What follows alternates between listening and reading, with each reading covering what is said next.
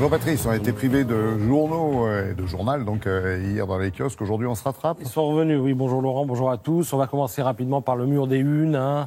Regardez les sujets, l'immobilier, passion française à la une du Parisien, les ennuis de Boeing à la une des Échos, les européennes, bien sûr, la fiscalité verte ou encore le procès France Télécom à la une de Libé. On va y revenir. Il faut de tout pour faire un kiosque. Ces dernières années, on a vu éclore dans les conversations des mots venus d'ailleurs. Burn-out, bore-out. Le burn-out, c'est l'épuisement au travail. Le bore-out, c'est l'ennui au travail. Et on s'est aperçu que tout ça ruinait aussi bien la santé physique des salariés que finalement la santé financière des boîtes, sans parler des dépenses de la Sécu liées aux maladies professionnelles. Mais bon, passons. Aujourd'hui, il semble que les boîtes réagissent. Le confort au travail, le plaisir de bosser, eh bien, ça devient un sujet. On le retrouve dans certaines revues intelligentes, comme NDA, qui nous parle du bureau parfait, celui dont rêvent les Français. Le bien-être au travail, il en est également question dans Management, où l'on vante les bienfaits du potager d'entreprise, des vélos électriques de fonction, des conciergeries pour millénials, des vertus d'un management juste et respectueux de la personne. Mais hélas, en marge de toutes ces initiatives, il y a les boîtes qui en sont restées à l'âge de pierre du management, voire du simple respect de la personne et de la parole donnée.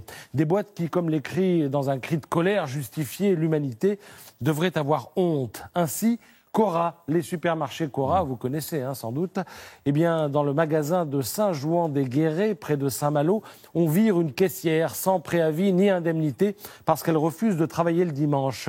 Rappelez-vous, en 2014, on nous a pondu une loi de travail où il était question du travail dominical sur la base du volontariat. Et à l'époque, le ministre de l'économie s'appelait Emmanuel Macron.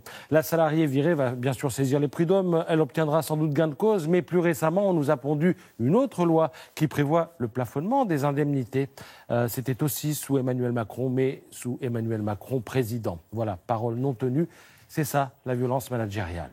Alors l'âge de pierre du management, on le retrouve aussi dans Libération qui nous narre les péripéties du procès France Télécom.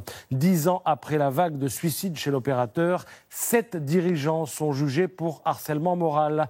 À l'époque, chez France Télécom, il faut réduire les effectifs. On les virera par la porte ou par la fenêtre, disent les patrons de la boîte. Il faut lire Libé, lire ses comptes rendus d'audience où il est question de manager-exécuteur, d'obsédé du résultat pris dans une logique de rouleau compresseur, d'une médecine du travail abandonnée à ses inquiétudes et qui, lorsqu'elle sonne l'alarme, se voit répondre, vous savez, lorsqu'on secoue un arbre fort, les fruits trop mûrs ou pourris finissent par tomber.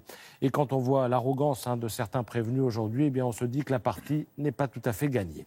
Ah, la partie n'est pas gagnée. Alors je rebondis, c'est un petit peu facile, je le concède, mais sur la formule pour parler de tout à fait autre chose, de quelqu'un d'autre, de tout autre, l'élégance incarnée, il s'agit de Roger Federer. 3 ans qu'on attend son retour à Roland-Garros, c'est imminent. En préambule à cette bonne nouvelle, 2 pages d'interview ce matin dans le Figaro. Il la joue modeste, Roger, comme les grands ambitieux en fait. Cette année, tout est possible, dit-il. Je ne jouerai peut-être que 2 matchs et ma saison sur terre battue sera finie. T'as qu'à croire. À 37 ans, il vise en fait un second sacre à Roland-Garros. Mais pour ce faire, il faudra battre Nadal, qu'il a déjà battu sur terre battue. Mais c'était en 2009. Comme le rappelle Jean-Julien Esvan dans le Figaro, à suivre donc dès dimanche sur France Télé. Federer qui va beaucoup mieux.